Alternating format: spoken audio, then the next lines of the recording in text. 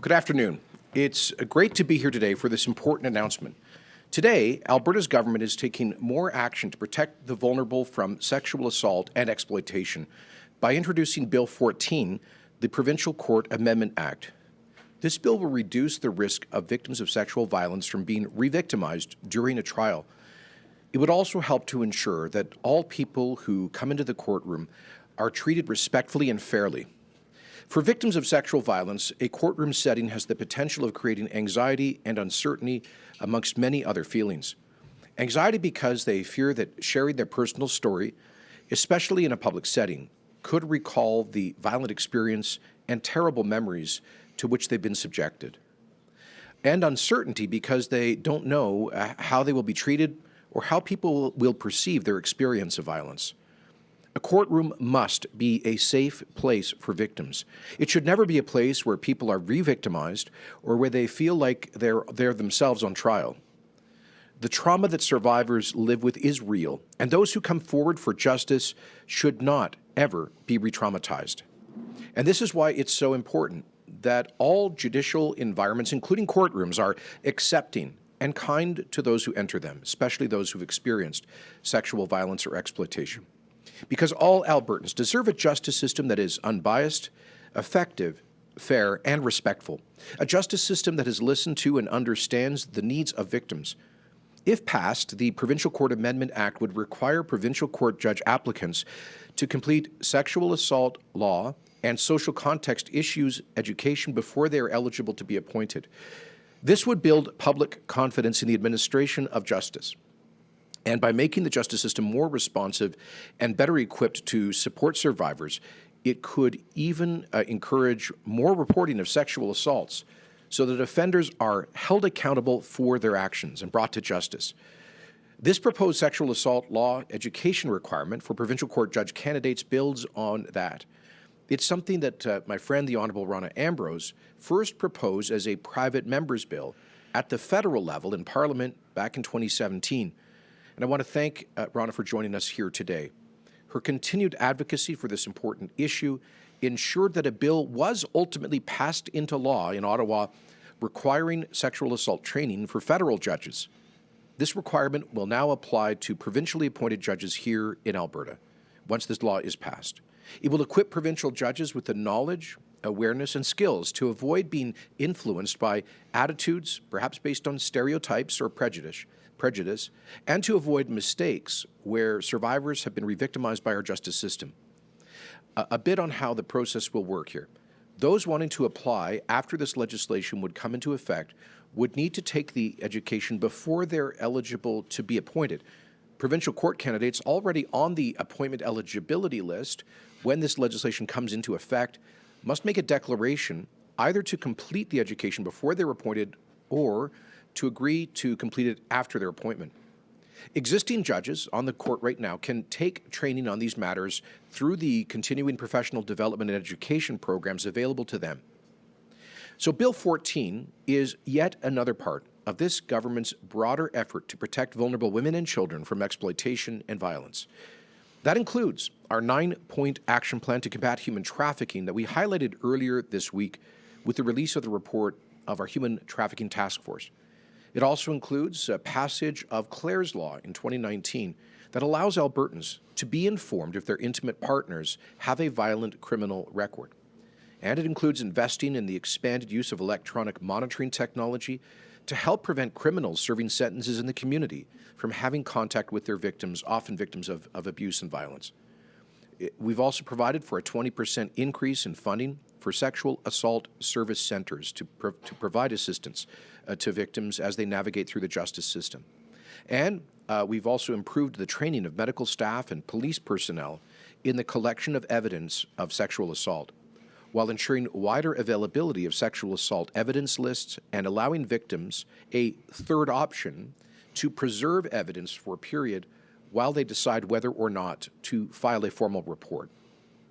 We're also funding a telehealth link to ensure that there is 24/7 access to specialists in sexual assault, and increasing funding by $50 million over 4 years to the Alberta law enforcement response teams, with a special focus on the integrated threat and Risk Assessment Committee that combats domestic violence and stalking. We also passed Bill 28 about a year ago, which prevents convicted sex offenders from being able to change their names and hide their identity. And we're supporting the Alberta Joint Working Group on Missing and Murdered Indigenous Women and Girls, while supporting Indigenous women and girls through the Victims Services Family Information Liaison Unit. So these that I've just listed are some of the measures taken by this government to protect the vulnerable and to combat sexual assault and exploitation, taking another important step today with Bill 14, thanks to the inspiration of Ronna Ambrose. And I now would like to invite Minister Shandro to offer some more details.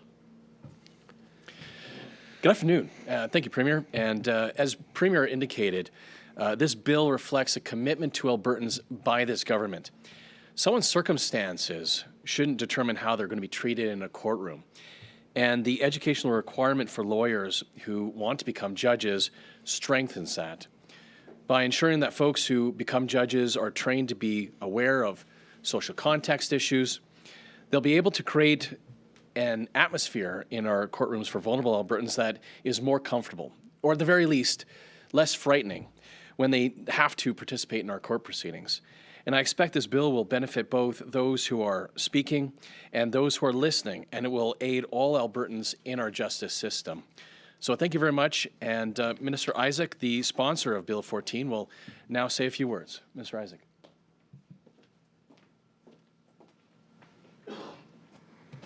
Good afternoon, and thank you. I'm very proud today to be able to bring this bill forward in the chamber. As we all know, a well-functioning justice system is key to safe communities, but also a healthy and well-functioning society and democracy. The courts are an integral part of this, as are judges who are in charge of their courtrooms, including the overall conduct of and the experience within the courtroom. The life experiences, circumstances, and perspectives of those who come to their courts, either by choice or requirement, can be varied and complicated. When victims of sexual violence are involved in trials, they arrive in court having been traumatized. It is imperative that they and their families not be re-traumatized. Trials are almost always nerve-wracking experiences for those who are testifying, for victims, for vulnerable Albertans, and for those who are not familiar with court processes. They are also very nerve-wracking for the families of victims. This bill is intended to help build confidence in our justice system by making sure judicial applicants are educated not only on sexual assault, but more importantly on social context issues.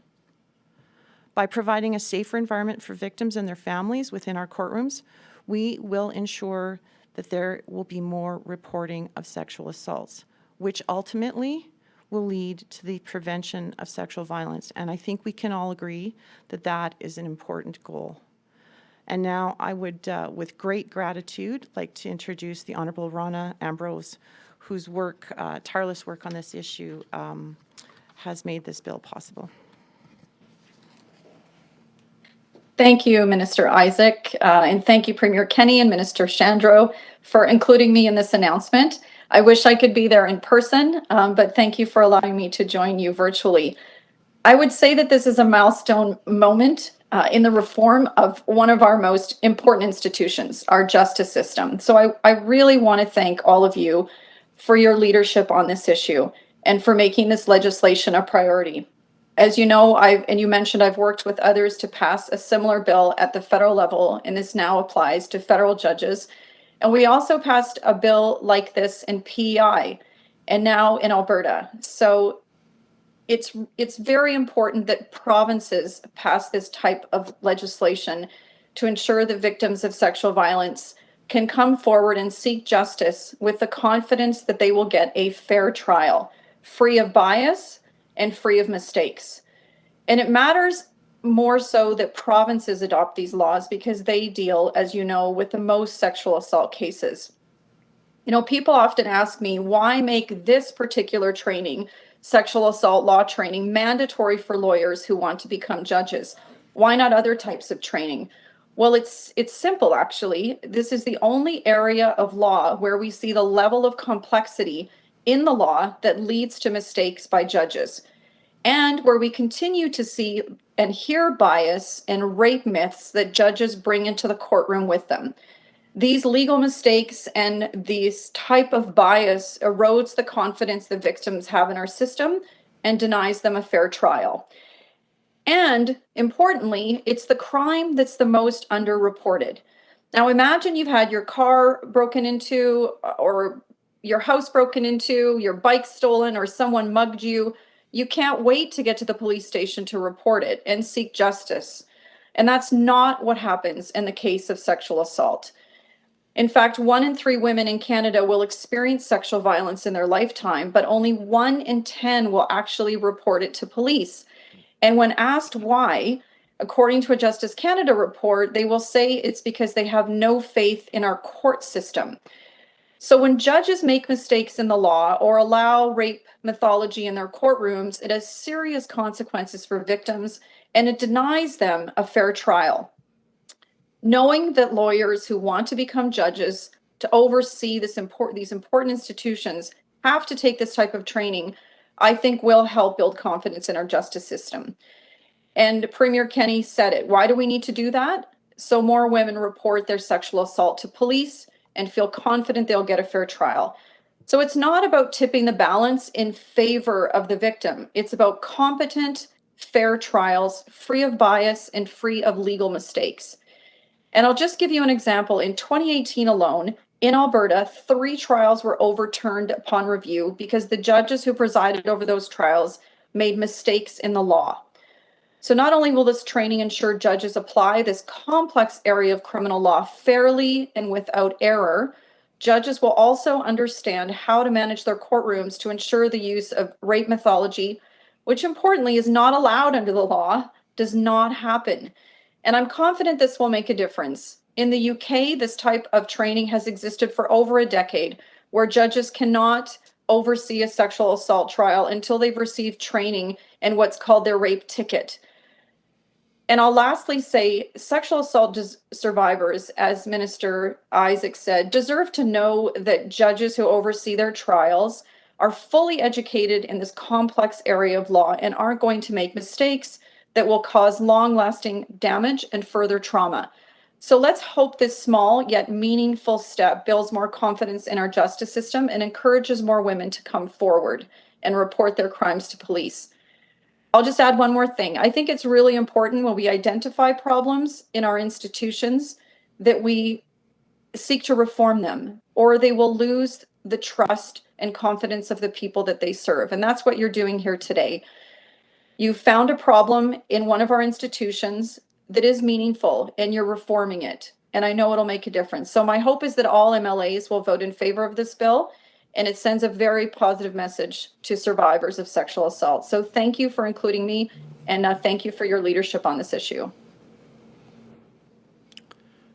Thank you to all of our speakers today. We're going to move to our media Q&A. We'll start on the floor here. Go ahead, Audrey. Hi. Question in French at the beginning. I'll ask it in English for the benefit of everyone. You're presenting this bill today, but there have been questions about how your government handles allegations of sexual harassment by employees, and you commissioned a human resources report to look into the misconduct by government staff. I want to know what were the findings in Jamie Pytel's report? So English and then French? Okay, thank you. Yes, we, as I outlined, this government has taken more action than I think any government in Alberta history to combat sexual exploitation and violence through the measures I articulated and many more. Today, the introduction of Bill 14. One of the measures that we introduced is mandatory respectful workplace training through a program developed by Sheldon Kennedy and others that has now mandatory obligation for all MLAs, political staff, and members of Alberta's public service. That's something we implemented 2 years ago. And with respect to concerns about misconduct in the legislature, potential workplace harassment issues, we did commission a review by an independent consultant who is with expertise in this area, Ms. Patel. And we have not yet received the final report, to my understanding. I look forward to receiving that. and to taking on board any recommendations she may have on how to improve processes for reporting so that people know exactly who to go to and that they can have a confidential and secure way of making complaints about inappropriate and disrespectful workplace conduct.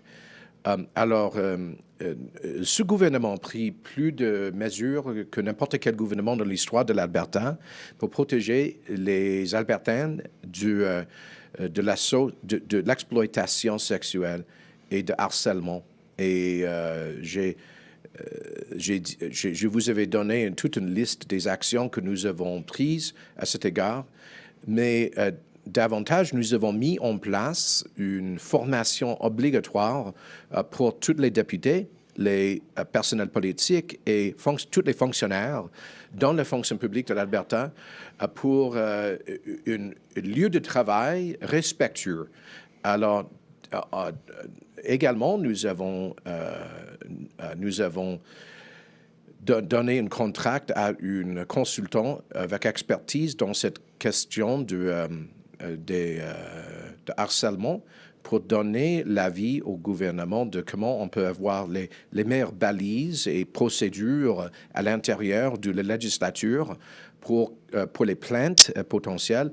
Nous n'avons pas reçu le rapport final, mais j'ai hâte de le recevoir et de mettre en vigueur les recommandations pour améliorer les processus pour les plaintes en ce qui concerne un lieu de travail respectueux.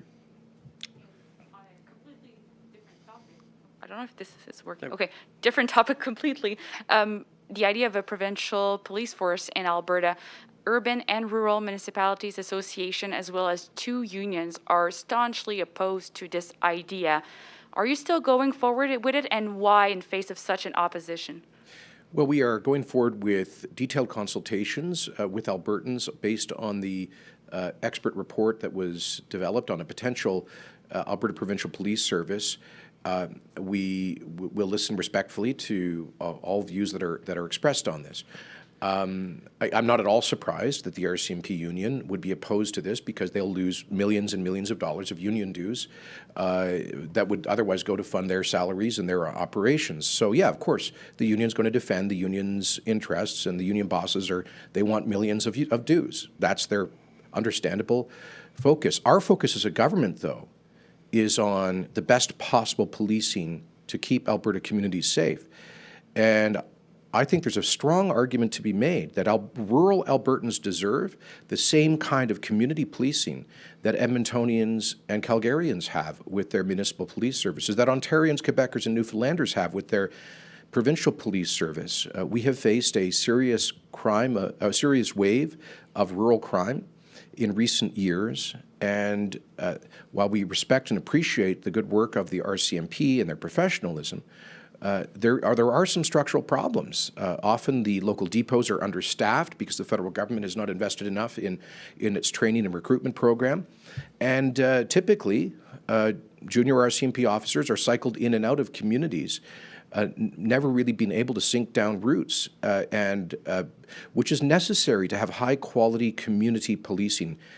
I think there's something to be said for a system like Ontario, Quebec, and Newfoundland, Calgary, and Edmonton have, where a young Albertan growing up in a town like Wetaskiwin or Leduc could dream of serving their community as a police officer, be trained in Alberta, and go back and serve the community that they grew up in for the rest of their lives, a community that they understand, where they understand the geography, the local culture, and who the bad guys are, and that kind of community policing is better policing than a constant revolving door of personnel.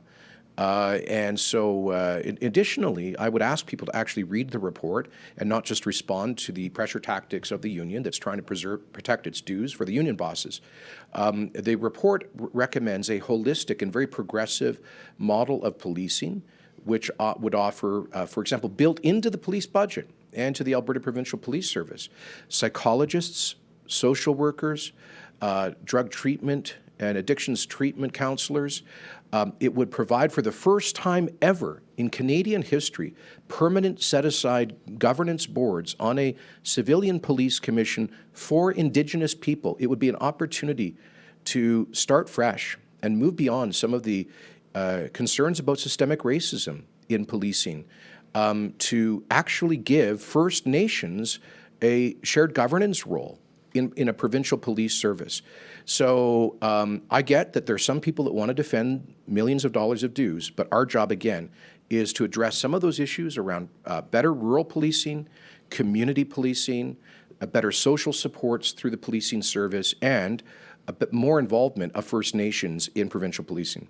Can I ask you in French? Oh, I'm sorry. I'm sorry. En français. I'll try to do a summary on that. OK. Nous croyons que c'est un avantage d'avoir, en principe, un service policier raciné dans les communautés comme ils ont au Québec, en Ontario et les Terre-Neuve, comme ils ont à Calgary et à Edmonton. On a vu une vague de crimes dans les régions rurales dernièrement. Et en partie, ça c'est parce qu'il y a une rotation perpétuelle dans le personnel du GRC. Et c'est une agence policière nationale. Et je crois qu'il y aura les avantages d'avoir une agence de policiers communautaire où les gens locaux puissent servir leur communauté comme un officier de police en permanence dans leur communauté avec l'implication des psychologistes, avec l'implication dans le modèle de gouvernance des communautés des Premières Nations et communautés autochtones. Alors, je crois que c'est vaut la peine de le considérer. Je comprends très bien que le syndicat de membres de GRC, ils veulent protéger leur argent. Ben, ça, c'est naturel. Mais l'obligation du gouvernement est de s'assurer le meilleur modèle de policiers que possible.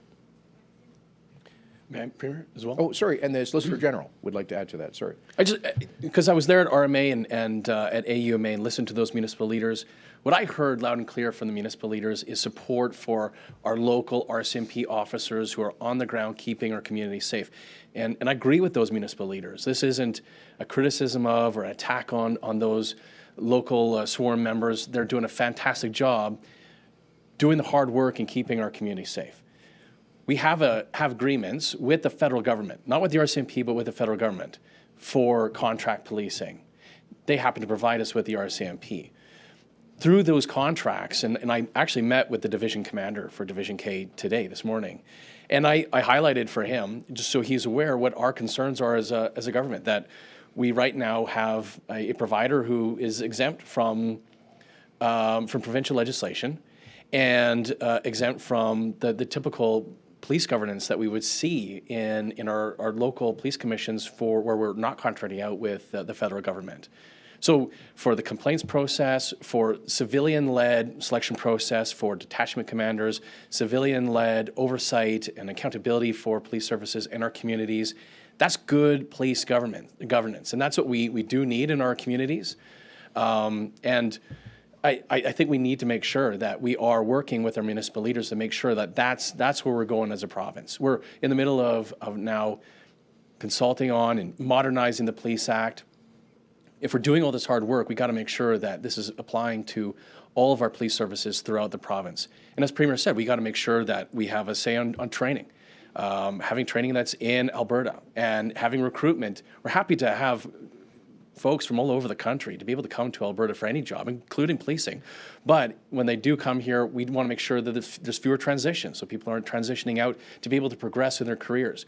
We got to make sure that when it comes to forensics, that we have tiered forensics and tiered labs that they're in Alberta. It's not all outside of Alberta, and it's not triaged on a national basis. There are quite a few things we got to work on as a province and make sure that all of our communities are getting the same level of service and same type of governance that we would expect anywhere in this province. Now, Audrey would like you to say that in French, Tyler. Oh, désolé, mon français est si mauvais, désolé. Thank you, Minister. With that, we're going to go to the phones. Operator, can you please put through our first caller? Thank you. Josh Aldridge, Calgary Herald. Thank you for taking my message. This is on a different topic, but Premier Kenney, you said previously there is nothing the province can really do to enforce the savings of lifting of the provincial gas tax from being passed on. I've spoken with analysts that point to the volatility of the market, which has prevented a change in price at the pumps when the gas of WTI has dropped from its high point. What certainty can you give Albertans that they will actually see a difference on Alberta or on April 1, that the price of gas will be 10, 13 cents cheaper than what they currently are experiencing? Well, thank you. And I would like, just checking the price of WTI right now, $108. I would love it for it to be a 13% cut on April the 1st. Unfortunately, Justin Trudeau's 25% hike in the Liberal NDP carbon tax means that the 13-cent reduction in the Alberta fuel tax won't be seen fully, because we'll provide people with 13 cents of relief per liter. Trudeau will take 3 cents of that. So on average across the pumps, it should be about we should see prices go down by about 10 cents on Friday morning. We'll be watching that like a hawk, and we send a clear message to the gas retailers that we won't accept any games being played with this. If they don't pass on these tax savings, if they try to pocket a portion of that, we will be prepared to resort to using legal tools to protect consumers, and we're open to potentially bringing in regulatory power to compel retailers to pass on that savings. So we're going to be watching that like a hawk. I would just say this, though, that most of those gas retailers out there, they're mom and pop businesses, they're family-owned retailers, and I think they want to be good local businesses and pass on the savings to their customers in their neighborhoods. And there's also competitive pressure. One of the reasons I'm a free market conservative is because you end up with lower prices than if you end up with distortions of government fixing the price. So let's let the market work here. We'll watch it very closely. And let me just say that the 13 cents a litre reduction for the Alberta fuel tax starts at 12:01 a.m. on Friday, April the 1st. If that carries on an annual basis, it would be worth about $1.4 billion of consumer savings. That's very significant, but we've got to watch out for the Liberal NDP carbon tax, because they're not just hiking it by 25%. On April Fool's Day, they want to increase it by another 400% over the next 8 years. Do you have a follow-up, Josh? Yes, on that, because the market has fluctuated so rapidly over the last few weeks due to what's happening, quite a bit happening over in Ukraine. How are we going to balance that out by what's charged at the pumps? If the prices are fluctuating greatly, is there a way to actually show that and protect that? NDP's calling for an independent audit of gas prices. Is that a step that you guys are looking at taking? Well, we will be informally auditing that. The Department of Finance will be closely tracking the actual pump price at the pumps. But look, I think what we'll do is benchmark this against where the prices are in the rest of Canada. We do have, fortunately, the lowest gas prices in Canada. In many parts of Alberta, we're at slightly over $1.60 a litre. That should go to slightly over $1.50 a litre on Friday. And that compares to some areas that are spending $2 a litre or more. So we'll be able to watch that differential between the Alberta price and the price in other parts of the country where they do not have governments cutting the fuel tax. But on the NDP's idea, that is just the phoniest thing I've ever heard. The NDP actually wants to increase the price of gas and fuel and electricity and everything, because they are cheering for their ally Justin Trudeau's 25% increase in the carbon tax on April Fool's Day, and they're also cheering for his planned 400% increase. Let's be clear, the NDP in Alberta, like their cousins in Ottawa, in their coalition with Justin Trudeau, they don't think people are spending enough on gas, electricity, home heating, and groceries. They want to make all of those things more expensive. This is not some political line. This is their stated policy intention. That's the whole darn point of their carbon tax. It's to push people into energy poverty, because, as Ms. Notley says, she wants people taking the bus. Well, there aren't buses in most parts of Alberta, and they perversely want to punish people for consuming energy. The gig is up. People are now starting to catch on. And I hope that the next time Canadians and Albertans go to the polls, they will say a hard no to the pro-energy poverty, pro-inflationary carbon tax policies of the Liberals and NDP. Thank you, Premier. Operator, can you please put through our next caller? Thank you. Dan Singleton, the Albertan. Yes, this is for the Premier. Back to the Alberta Police proposal. Are you planning to do a referendum on that issue with Albertans before moving ahead? We have not decided. We're at this stage. We're doing this deep consultation, and we'll see what we hear back. It's very important for us to hear from regular Albertans as well as municipal governments and First Nations as we determine the next steps. But let me just say this. I'm disappointed that this has become a point of controversy when I think it could be a point of unity in our province. You know, if a provincial police service serves Ontarians, Quebecers, and Newfoundlanders well, why can't it serve Albertans well? Why do we have to have our provincial police service run out of Ottawa? Why can't we have provincial police commissions on behalf of a provincial police commission on behalf of civilians overseeing the operations and the governance? Why can't we have provincial laws for police complaints apply to a provincial police service? Why can't we have First Nations representatives on a civilian police commission, something that will never happen with the RCMP? Why can't we have a situation where young Albertans can grow up and serve their community to keep it safe without being transferred to New Brunswick and British Columbia and Manitoba? Why do we have to put up with a constant revolving door of personnel as opposed to a more stable community model of policing? So these are the questions that we're asking. I think, you know, there's a reason why the city of Surrey, 650,000 people, just decided to set up its own, to end the RCMP service contract and set up their own municipal police service. It's the same reason why Edmonton and Calgary and 5 other municipalities in Alberta have their own local police service. It's the same reason why 2/3 of the Canadian population are served by provincial police services. It's more local, it's more community-based, it's more accountable, and I think those are all strong arguments that we'll put these things out for consultation. I see Minister Shandro would like to add to that. I would just add this, that it's important for us to remember that the Alberta Provincial Police was actually created, 105 years ago next month. I think it was in April of 1917 that it was actually created. No, it was defunct in the 30s, but we've had an Alberta Provincial Police before, and I think that's an important context for us to remember. Jen, do you have a follow-up? Nope, that's fine, thank you. Thank you. Operator, please put through our next caller. Thank you. Tyson Fedora, CTV.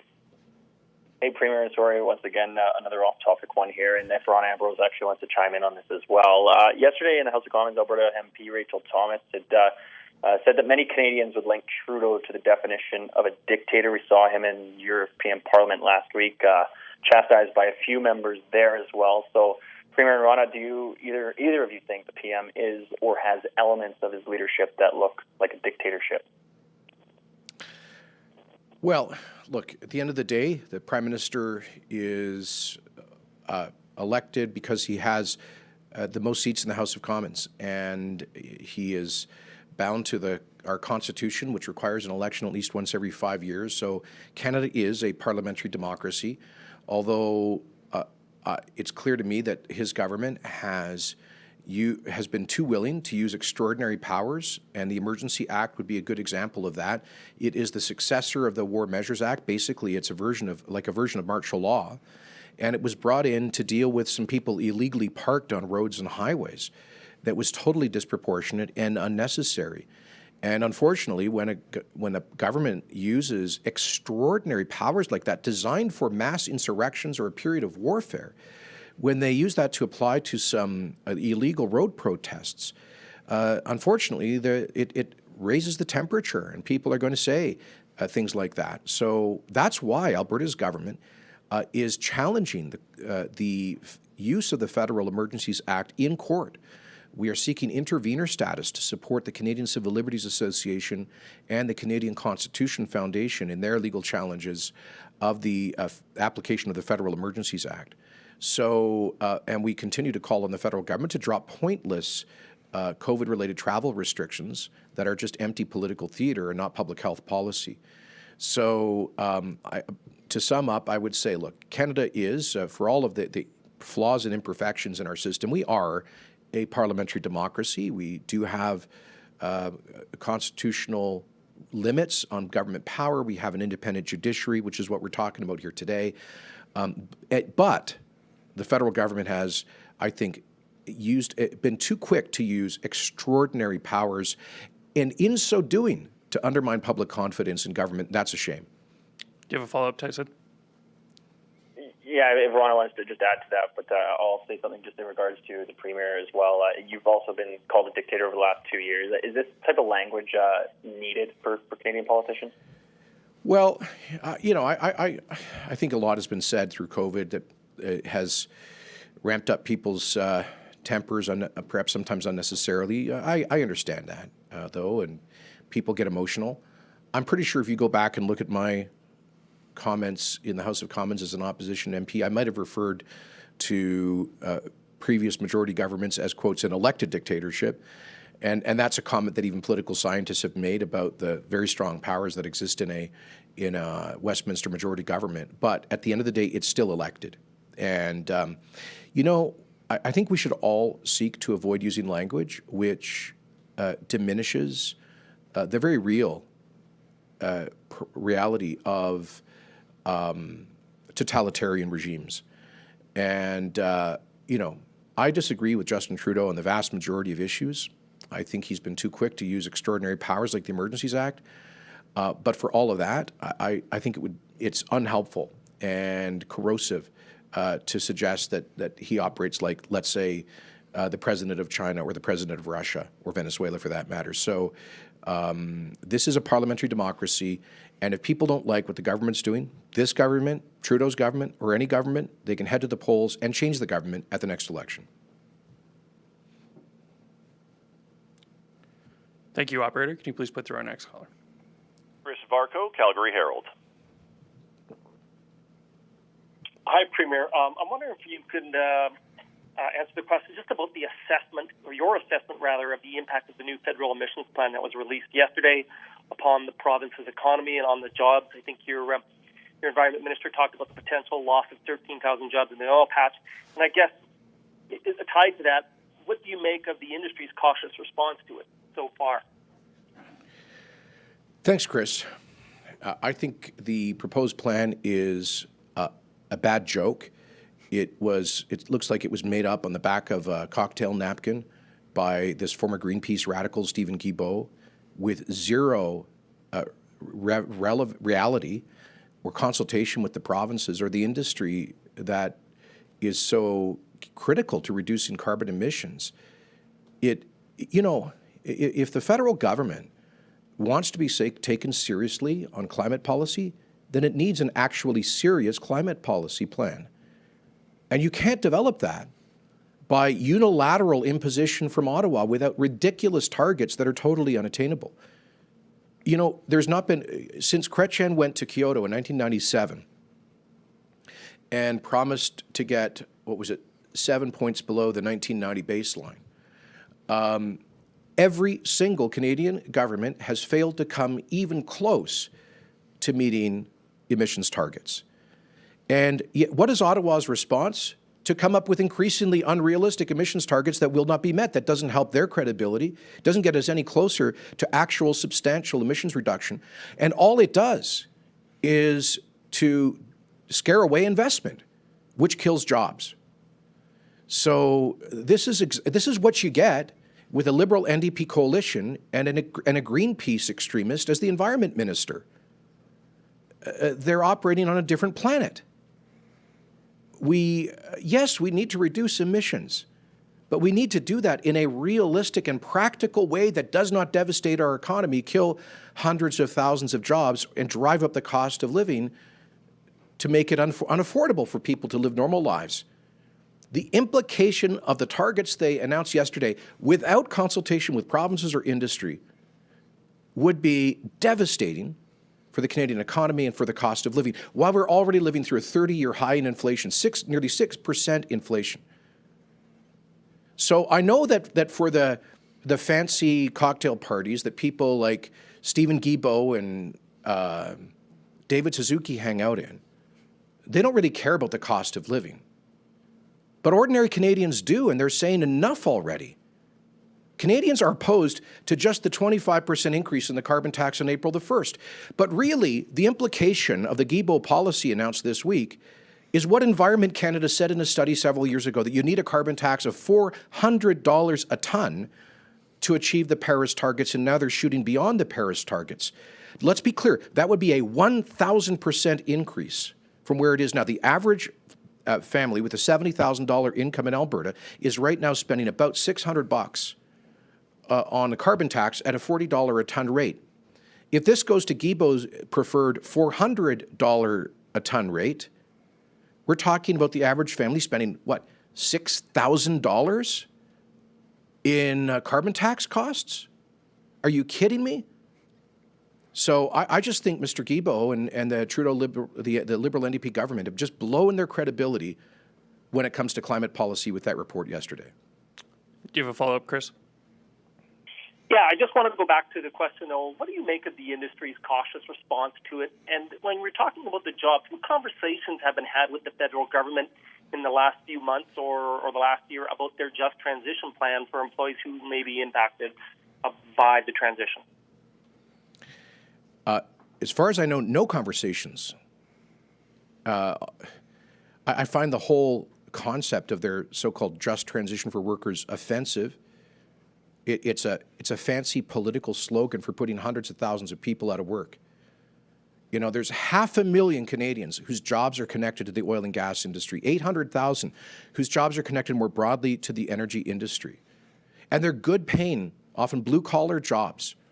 One of the reasons that we avoided, like, the devastation of the U.S. Rust Belt is because, you know, those workers with automation and globalization ended up with their communities being devastated. In Canada, people who lost their jobs in the industrial heartland or BC forestry, Newfoundland fishery were able to come to Alberta and make good, often six-figure jobs. The greatest engine of social mobility and progress in Canada has been the high-paying jobs in Alberta's oil and gas sector, particularly for folks in blue-collar occupations. And they want to crush that with their so-called just transition.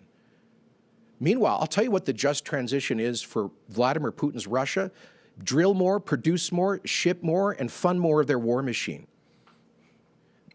So I would have thought that the radically new context of energy politics and energy security following Putin's invasion of Ukraine might mug Ottawa with reality and cause a rethink about Canada's long-term role in global energy markets. Instead, they're still talking just transition.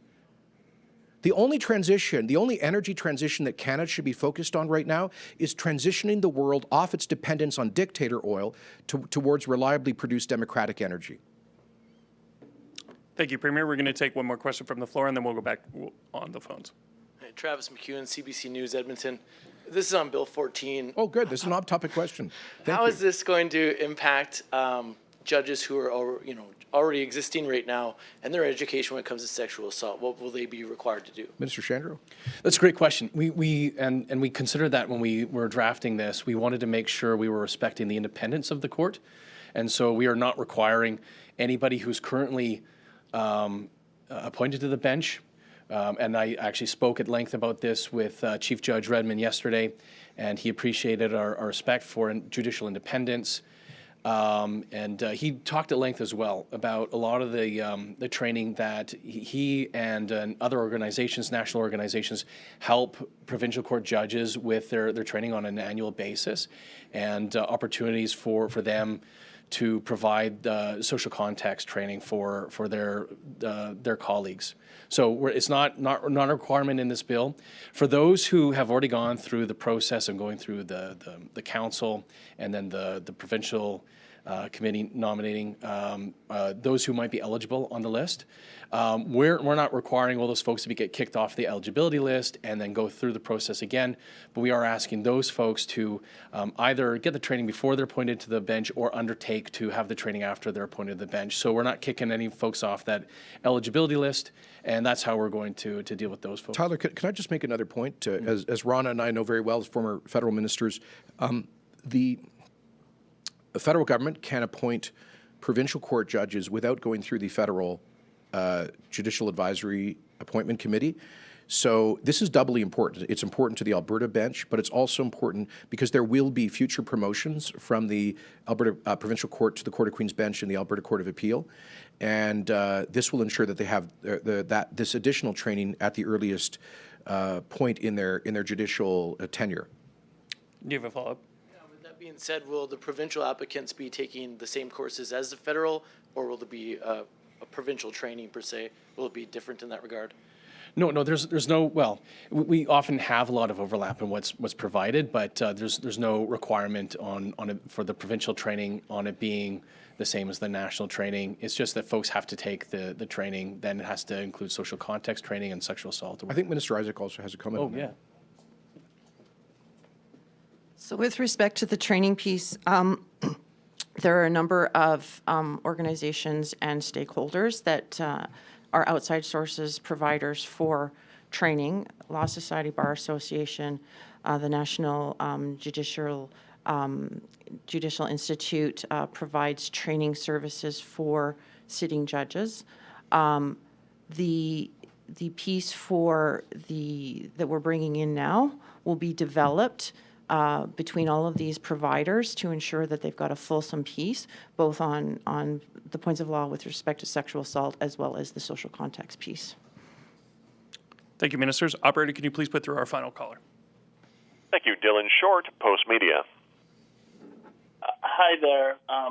In regards to training, we know that obviously the system, the judges are just one part of that. So I was wondering if this government is looking at or is already, implementing similar training to other parts of the system, whether that's police forces within the province or lawyers within the system or any other sections along that system, because we know that it's not just the judges, at least for that 1 in 10 reporting. Great question. So first I'll start with the Law Society. They do provide, we do self-regulate as a profession, and so that is through the Law Society. And the Law Society has been, I put that question to them. I know that they've had a lot of conversations. The board of directors of the Law Society, we call them benchers, have had a lot of conversations internally about how we provide that type of continuing education to those of us who are members of the society. And so great question for the Law Society that I'll punt to them. When it comes to policing, that's a great question as well. And so we do provide some oversight through the policing standards on what we expect from our police services, those that are that fall within our legislation. So the policing standards does provide some framework. Great question on whether the standards right now are clear enough about the type of education we expect from those who become sworn members in the province. But there at this time isn't a review of the standards. But good question. I'll ask the ministry to look into that. Do you have a follow-up, Dylan? Yeah, I guess just to follow up on that, then I guess would you be open to committing to maybe mandating or doing a review of the policies along that system? And then just a clarification as well while I'm on the line. I guess just, given if everything goes according to plan and this passes through, I guess how quickly can we have this training mandated for the judges? Sorry? Do you want to answer? Here, I'll have you come on. It's anticipated that if everything goes as planned, that we should be able to have training pulled together within about a 6-month period of time. Again, Minister Shandro mentioned how training will proceed with respect to those already on the eligibility list, as well as those who may be appointed to be judges in the near term. But it's anticipated that because there are providers out there that are currently providing some pieces of this education, that we should be able to pull much of it together in about a 6-month period of time. Justin, could I just see if, since Rana has been waiting patiently on the line, if she has any comments on these questions that we've had? Sure. I mean, I would first start off by saying that this type of legislation is a real balance because, Minister Shandro made the point that we really shouldn't, as legislators, ask judges to do things or direct judges to do things. There's a constitutional issue at play. So we're coming at it from a different angle. We hope the judges that are currently sitting on the bench will take this training, and a lot of them are very open to it and have already taken it and frankly, this level of transparency does give a little bit of pressure on sitting judges to think about taking the training if they haven't yet. But we're approaching it from a different angle and saying, if you're a lawyer and you want to become a judge and you want to be part of our justice system, we want you to take this training. And we've indicated all the reasons why that's important. So this is the way to do this without affecting the independence of the courts. And that's important. I would say on the kind of training that it's available, there's actually very good training available. And Minister Issik mentioned there's a number of organizations that do this. And it's important that the government not say what the training should be. It's the Law Society and the Judicial Institute that will decide what the best training is for judges.